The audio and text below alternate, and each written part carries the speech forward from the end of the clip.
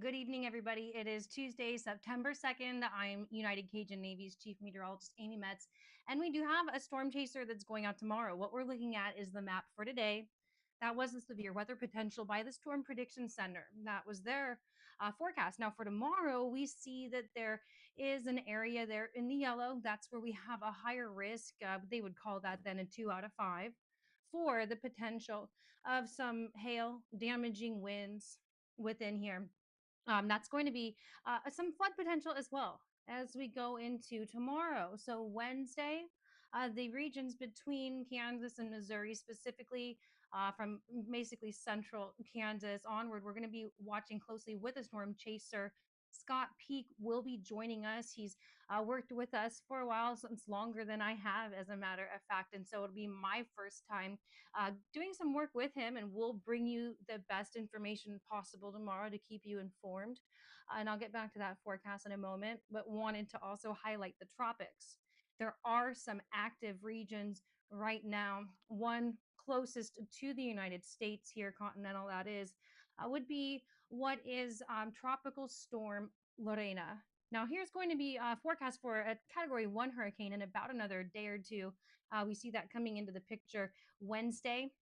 And then by the weekend, Saturday night into Sunday, into Monday, that's where we're going to see, as I put on these spaghetti forecasts, as they're labeled here, all the different computer models.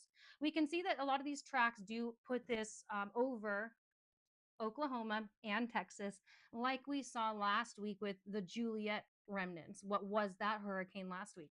So, again, kind of like how we saw that flooding in Houston, it does to me appear like it'll be a little closer to Dallas, Oklahoma, in this case, just a little further north as we go Sunday into Monday. We'll keep you posted on that one. And then, of course, the zoom here is a little extra, so excuse me for that. But there's also Kiko. Now, this storm would follow that Eastern Pacific nomenclature, not the Atlantic. So here we have a lot of times Hawaiian names. Now forecast become a Category 3, a major hurricane. We talked about last time in the forecast, there is some cooler water it's going to interact with, help downgrade it. There's some wind shear that's going to be at play. But all in all, there is going to be probably a little bit of an effect there for tides, especially, and then some storm activity and flooding into Hawaii as we go into another about week from now. And so I'll keep tabs on that just in case anything happens, just like as now I'll play out. You can see in this satellite plume, the infrared, that there's kind of these batches of thunderstorms there. This is what the National Hurricane Center has been watching for as possible developments in the next week. I'm sure many of you have seen that.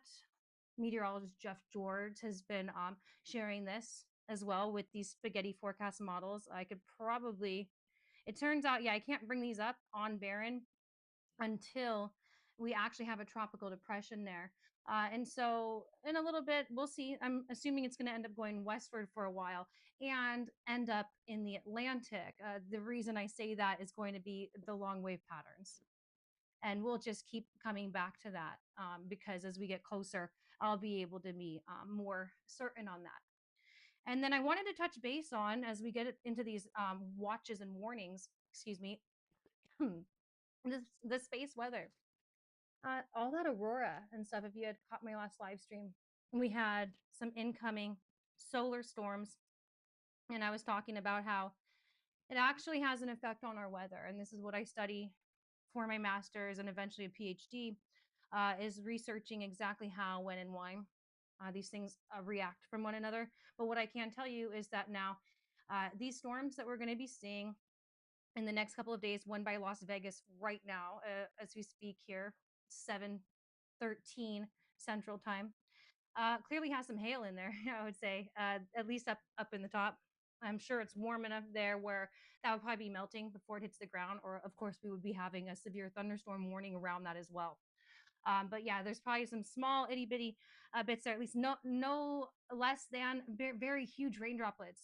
So right there in that kind of a storm, you can understand my point in saying that is that we might sometimes catch hail in those, but these ones in particular will be so much more flooding. So we already have a flood watch. Excuse me, that'd be a warning. Watch means it might happen. Warning means it's ongoing, already happened, and still an issue. So this is ongoing in Nevada, and then these are the flash floods in the green. And so just understand in the next couple of days, as there is more aurora forecast today, it'd be the second of two coronal mass ejections coming here from the sun. And just to be clear, I had mentioned Nevada when I saw Las Vegas, but I clearly zoomed in on New Mexico, and that was just east of Las Vegas, New Mexico. I was talking about those heavier downpours coming in to play, and so we're going to be seeing similar situations tonight in Arizona. Not as bad as what we saw with Houston last a couple days ago. Now we did have quite a few water rescues coming out of there, but that is going to be the same case as we go into Saturday night, Sunday, especially, and Monday for this same region. I would say more so Saturday with Arizona, New Mexico, but Sunday, Monday, Oklahoma, Texas. So just be mindful of that and understand you can download the United Cajun Navy weather app. And on there, if you actually just click on these kind of watches and warning areas after you go put it in your layers, you would be able to learn what they mean. And so, yeah, we have another area just north of Santa Barbara. That doesn't happen every day that they get a heavy shower there. So these are just those kind of tropical moistures. And again, I'm showing you this so you can understand before the tropical storm gets close, while it's still kind of far away, even if you are about 500 miles away, these kinds of storms can still produce really heavy downpours. And it will likely be amplified from our space weather in these coming days. So understand if you're seeing it's going to be possible floods, take them extra serious, is what I would say there. And then before I get off here today, I'm going to go to the water vapor more so. In fact, I think it's different here. If I remember right, we have this high res Pacific is what will help showcase us the best, because about that incoming moisture, I think this is going to be one of the bigger impacts in the next couple of days, aside from these storms that we end up with tomorrow between Kansas and Missouri. Some bits and pieces of this already have a little tropical moisture remnant kind of circulating around from other systems that had been there. If you watch this play out, you'll notice we have things going in, they're kind of moving around each other, different layers here right now, different levels in the atmosphere.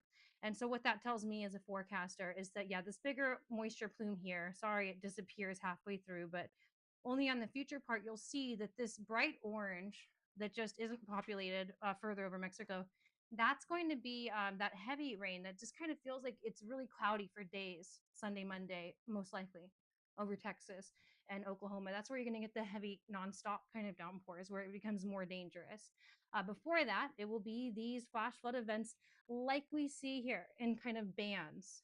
Or if you're further away, these little single cell systems that just hover there, like over Santa Barbara right now.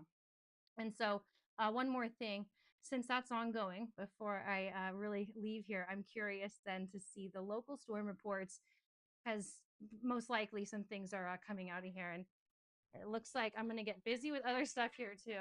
So, I will. Yeah, just click a few of these and see what's going on, and then I have to make dinner for my family. I get to make dinner. So a large tree reported across the lanes. So they're having some very strong gusts around this. And again, 9-2, it was to this earlier this morning. San Bernardino, 41-mile-per-hour gust. In this case, a medium branches down. So it looks like San Bernardino County, this is actually very close to where I'm from, had some wind damages earlier this morning. And now it should be, well, this is just the station where the National Weather Service is. So they're going to put in all kinds of information. But there was another dust storm that was yesterday. So that one's old. But sure enough, we will be getting some more reports here from these floods that are just starting right over the border of Mexico in Arizona, really on both sides right now. So if you guys have questions, put them in the comments. And I'll be back tomorrow with some of that storm chasing and forecasting with Scott Peak. And we'll see you guys later.